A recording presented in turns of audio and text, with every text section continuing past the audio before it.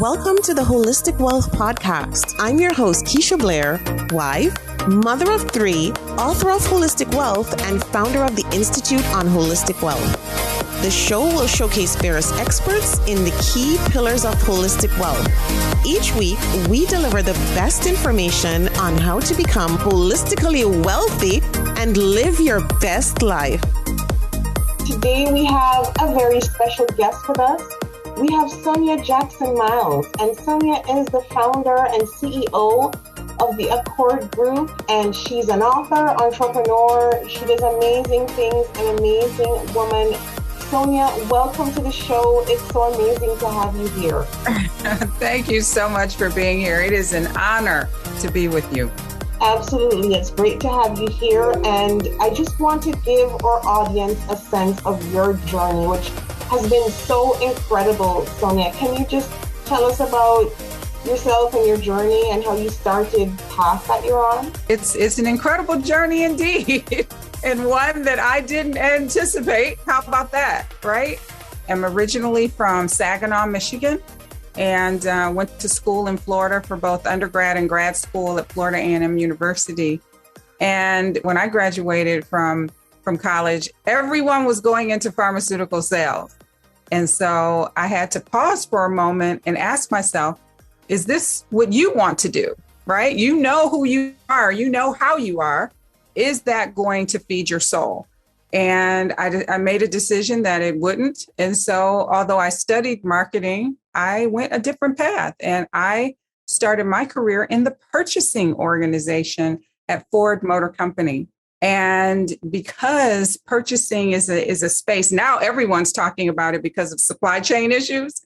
But back then, no one was talking about it. So I really didn't know fully everything that I would encounter with a supply chain purchasing career, but it was incredibly rewarding. What I didn't realize is that it was setting me up for what I am doing today. Now, so get that, even though I think I'm 25, that was back in the early 90s. And so the setup was incredible because it gave me the ability to understand how businesses are actually run. And then I could apply that to being an entrepreneur. So I stayed at Ford Motor Company for 13 years and then took a role in Boston, Massachusetts with the Gillette company. And so I was buying all of the indirect materials at Gillette, and that's everything that the company bought that didn't go into the razors, okay, or into the end product. That's the way we define indirect. And then about a year into my tenure at Gillette, I get a phone call in the middle of the night, and my friend says, "Hey, did you know that Procter & Gamble is going to buy us?" And I said, "No, well, all I know is I am not moving to Cincinnati, Ohio." Where do I live today? Cincinnati, Ohio. So we have to be very careful about saying what we will and won't do, right? Because what I began to recognize as P&G was saying, "Hey, we're going to create a role for you." What? You're going to create a role? And we want you to lead part of the integration of Gillette into Procter & Gamble. What? Me? The little girl from Saginaw, Michigan? And so it was such an incredible opportunity. There was no way that I could turn that down. And so my family and I moved to Cincinnati in 2006, and I stayed at Procter & Gamble until 2013, towards the end of the year 2013, after leading, putting their media sourcing organization together. And then my last role at Procter & Gamble was buying all of their packaging globally. So $7 billion for the media and responsibility and $6 billion for packaging. And it was just an incredible experience. And so my journey, I never thought that I would be an entrepreneur. I thought I would stay in corporate America for 30 years and retire, but I had a calling. Sonia, I have to ask you about that transition. You sound so passionate about your calling. And, one of the big parts of holistic wealth is life purpose. And so I have to ask you about that transition from corporate America to entrepreneurship and how you knew it was your calling and how you made that transition. Thank you for asking it, because that transition is not an easy one. And so as I coach and mentor people, there are so many moments when I would say, what am I doing? And why am I doing this? But I had to get my bounce back in quickly so that I could focus on purpose. Because see, purpose is it's not easy when you're operating in purpose. No one ever said that it was going to be easy. And so as I was at these three amazing companies, I noticed something, and I call it a humanity insight. I noticed that I had a mentee from every continent with the exception of Antarctica. And I noticed differences between what was happening with my male mentees and my female mentees. And so I began to study it and really pay attention to it. And I noticed that my male mentees were coming to me and saying, hey, Sonia, I have this amazing business idea. I need you to help me flesh it out. My female mentees were saying, I'm really struggling with my relationship with Ann, or, Tina and I don't trust Tina, or can you believe that Cindy threw me under the bus? It was all these things that were related to lack of relationship. And I said, my goodness, what is going on here? And as I began to study it and peel back the layers of the onion, you got to remember, this is a global human insight. Little girls are socialized to not like themselves and socialized to not like each other. There's always this competition where boys are socialized differently. And so I said, well, what's the solution? I'm a root cause girl. And I go to once we understand what the root cause is, what's the solution? And so I went to sleep one night, dreamed about it, and saw the sister accord in my dream. And that's how this all started. And, I ran away from purpose. I ran from it for many years. And then I got to a place of understanding that this was a calling and this was something that had to be unleashed into the universe. Absolutely. And that's such a powerful story. And you're so absolutely right. That's exactly how little girls are socialized. And it's unbelievable how it manifests its tentacles into our lives long after we're into adulthood and when we're trying to, get our careers off the ground or businesses. It's unbelievable. And, some of those things, are part of the whole holistic wealth philosophy. So Sonia, part of living a holistically wealthy lifestyle is embracing a personal mission. And I know you're on a mission to have 1 billion girls and women learn how to love themselves and each other. How did you, I'm wondering how you put this into action, because you just mentioned to us how you came up with the mission. So now I want to hear how you put it into practice, because that's an amazing goal. I mean, 1 billion girls and women learn how to love themselves and each other. That's an amazing mission. How do you put that into practice? And guess what, sister? When we achieve that goal, I just want to pause for a moment because I get so excited about it. When we achieve that goal, imagine the ripple effect that it will have on families and communities and cities and states and countries. And 1 billion girls and women loving themselves and loving each other and spreading that love and respect is going to make such a huge difference. I always say that we are addressing the love deficit in our world. Women are going to have to step into their destinies to address this love deficit. And so the way that I put it into practice for me was about experiences. How do I take this whole revolution of love, as I was calling it, and how do I give people experiences and curriculum that then gives them the skills to do what we're talking about, right? Because this stuff isn't going to happen naturally. If it was going to happen naturally, it would have already happened. So I knew that I had to have multiple paths.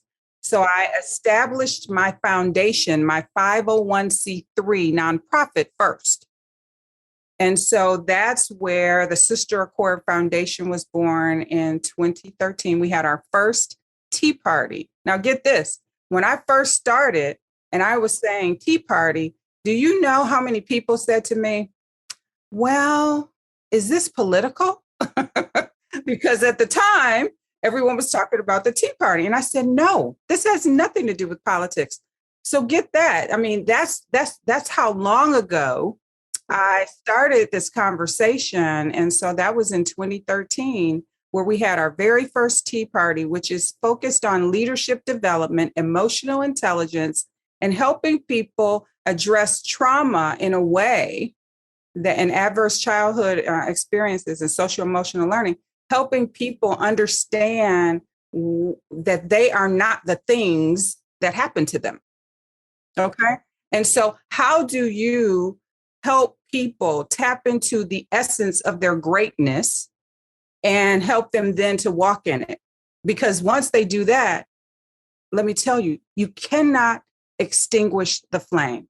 You literally, once people really understand the work that we do, because this is heart work, I call it heart work, and heart work is the hard work.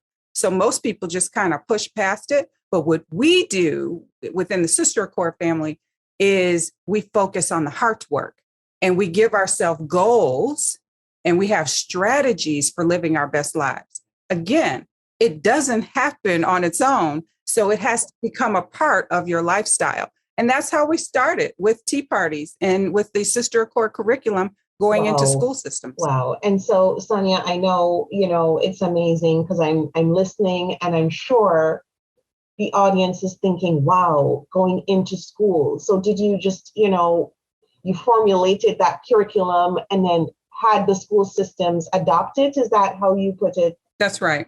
That's right. Just so very humbled by all of this. Let me just say that first of all, right? Being able to leave such an amazing career and to start over literally from scratch. Like I had to create everything, right? And to have people believe in and buy into what I am saying is so humbling to me.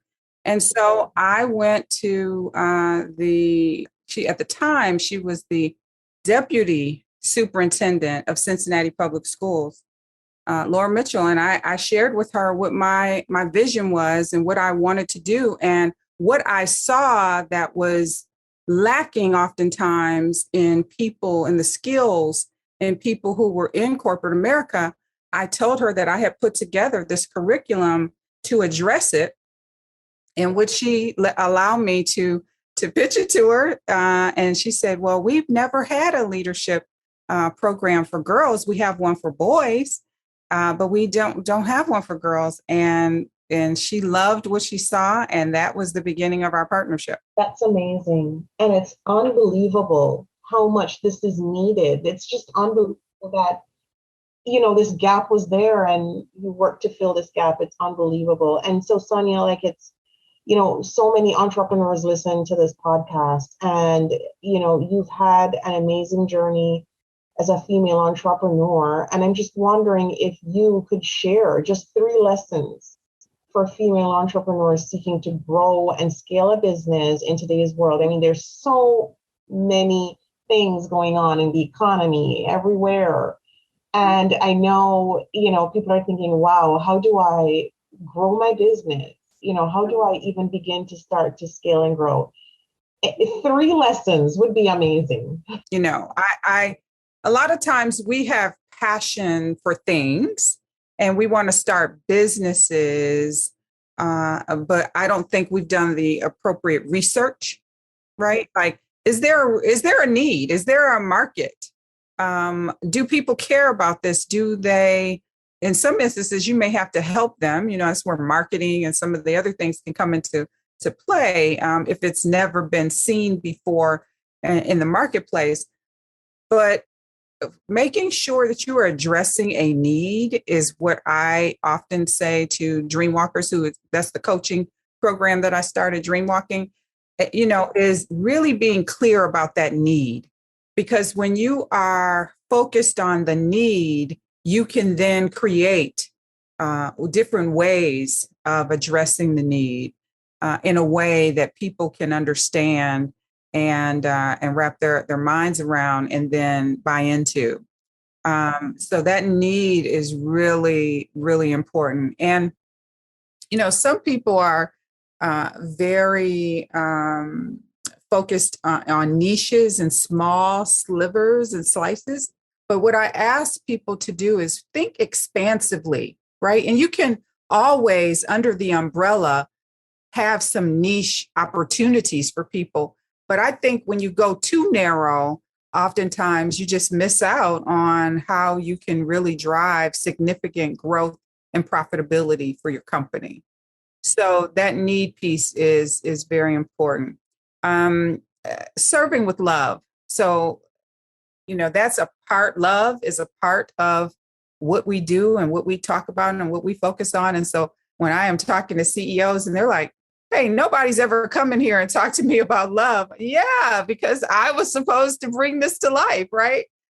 So many of them are like, wow, but it's having such a deep level of commitment to serve with excellence that you are willing to make sure that everyone who buys your products, who, comes to your events, that they walk away feeling the love. And that's what we try to do with our jewelry, whether it's jewelry or the books or journals or whatever it is that is part of the sister Accord and the Accord Group family. It's all about making sure that people know that they are our priority and that we are here to serve every single day. However people need us, we are here to serve in that regard. And that's the feedback that people have given us. And then the third, I would say, is early on, I allowed a lot of people to waste my time. And so I've been very vocal about telling people, don't waste time and don't allow other people to waste your time. People, multiple times in meetings and, are we going to, come together or not? Right. I just, having people take me down one path and tell me, oh, no, this is what you should be doing. And, oh, no, you should be doing that. And I had to just block out the noise, as I call it, and really focus on what do I believe I've been called to do and staying consistent with that, because it's very easy to jump on these different bandwagons and, oh, this looks cute over here. That looks cute, but it's not sustainable. It might be cute for a little while, but it's not sustainable. So I had to really get a level of discipline to drive consistency in really doing what I've been called to do. Yeah, absolutely. And some good lessons there, Sonia, and those are amazing. And it's so important for entrepreneurs to keep those in mind as they go about, building and scaling a business.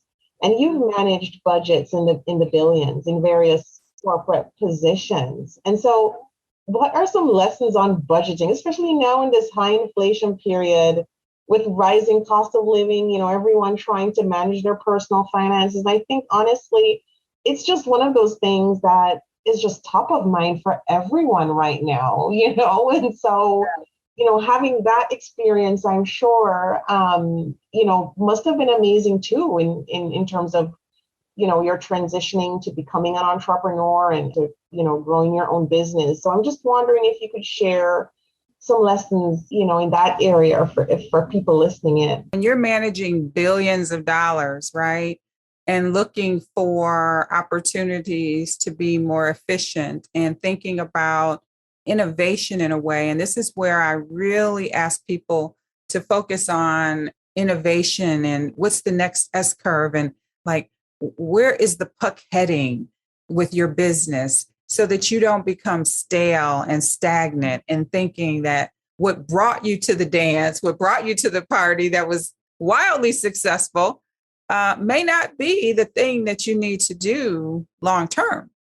And so I am a big proponent of testing and learning, trying new things, making sure that you are looking at multiple opportunities and ways, especially now with everything that's going on. When I first left Procter & Gamble, I thought, okay, I'm going to have a building. I'm going to have staff. I'm going to do all these things. And then as I sat and really thought about, do I need a building? How can I structure this business in a way that could be virtual? And everyone said to me, Sonia, how did you know that this pandemic was coming? and that you would be ready for it. I said, I cannot take any credit for that. All I did was pray about it and then thought and changed and pivoted to say, no, I don't need to add all of the overhead. And so I am recommending and suggesting to people to learn how to operate in a lean manner. Don't get involved in having all of this overhead and spending more money than you're bringing in. And, you know what happens then. It's like a downward spiral. And we know that it's challenging being an entrepreneur. Many companies fail in the first 2 years. And so for me, it was about how can I, because I didn't take loans, I don't have any investors, my business literally funded itself. I had to take a very lean approach. And I think I learned that because I learned lean principles and Kaizen principles from my days at Ford Motor Company and being a green belt and Six Sigma. All of those things gave me a mindset to say, how can I serve with excellence and make sure that I maintain these costs in a manageable way? And so I would ask people to really think about, what are some of those expenses that you can live without right now? The things that are critical to excellence and serving with excellence, please don't touch those. But, some of the other periphery kinds of expenses, I'm asking people to really be mindful of those and reduce or eliminate as best you can. Sonia, in my book, Holistic Wealth, I advocate for always embracing the strengths of your personal financial identity. And I know you took the quiz, so I'm excited to hear your results, especially in light of the advice that you just gave just now. I'm just wondering on a personal level, how you manage your own and your spending and your investing philosophy and your saving philosophy and how that's worked for you just over time in your own life. So without much further ado, can you share those results with us? And like any thoughts or insights that you have would be great. My goodness. Oh, wow. Oh, well, I believe it was called maximalist. That's the right term, sister, right? Yes. You are incredible, is what I want to say. I mean, you are the real deal. And thank you for what you do. I have to tell you that for many years, my goal was to be debt-free. Had to be debt-free, right? And so I got to that goal and it felt so good. I mean, except I had my mortgage, right? I am a car fanatic. So when I read the description, I'm a car fanatic. And so when I started at Ford Motor Company, you want to know what my first car was?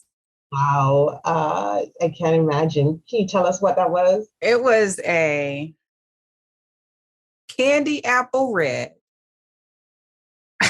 Ford Mustang GT 5.0 convertible with white leather seats and a white top.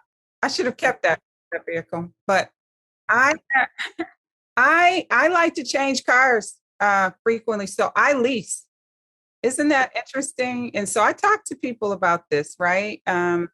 Because I like cars. And so that strategy for me has worked well. Now, I think that, as I am getting older, I may change that strategy, but it has been one that I have used over the years. When I worked for Ford, of course, I had two vehicles that, you pay very little and they paid gas. I mean, it was one of the best perks in the world, right? And so I didn't have a lot of expense when it came to vehicles. And then when I left Ford, of course, that's when I had to start buying vehicles again. So cars have been something that I may splurge a little on. And that's exactly what your definition said. And I said, oh my God, how does she know me? It's unbelievable. And so for me, it's about as quickly as I can, paying things off.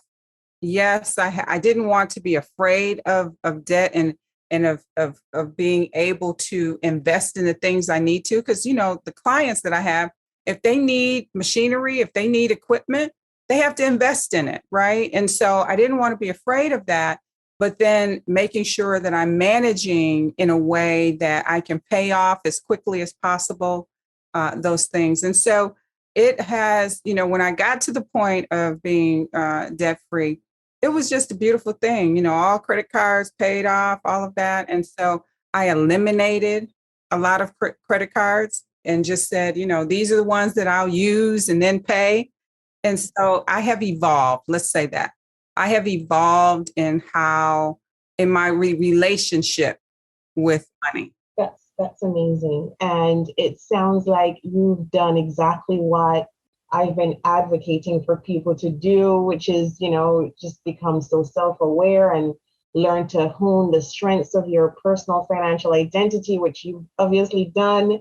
And so that's amazing. And that's why I love asking guests this question, because there's so many lessons there, even just listening, to your personal story. And it's amazing because we all have those things in life that we love, right? And it's just a matter of, well, how do we, fit this in, and how do we structure or finance it so that we can enjoy life. And so, Sonia, it was just amazing having you here. Can you tell our audience where to find you, like on your website, social media? Yes. So thank you again for this opportunity. So the website is, I have two. And as I was saying, I started the foundation first, and then I have the LLC. So the Sister Accord Foundation, and its sister is SISTER, Accord, ACCORD as in dog, foundation.org is our 501c3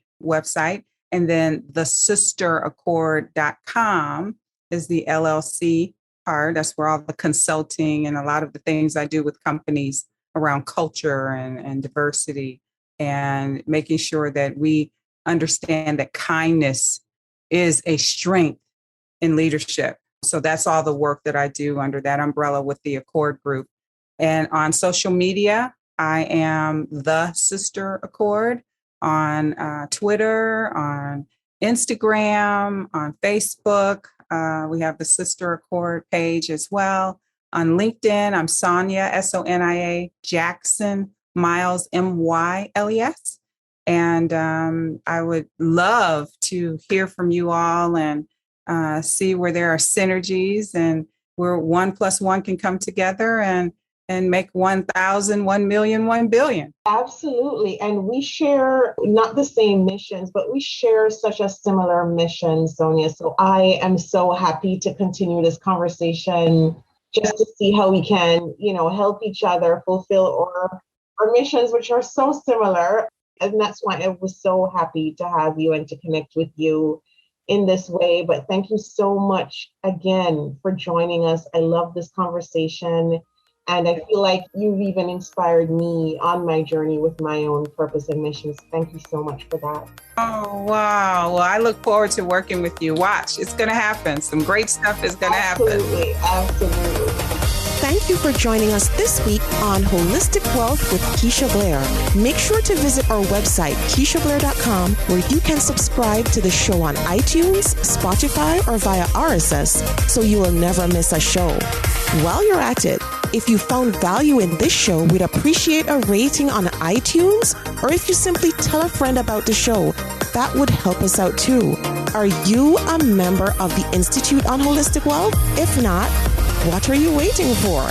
Go to instituteonholisticwealth.com/memberships to choose your membership plan and join. As a member, you get so many perks. Free worksheets, advice, coaching, and a member's workshop to design an intentionally designed life. You need to figure out your life purpose?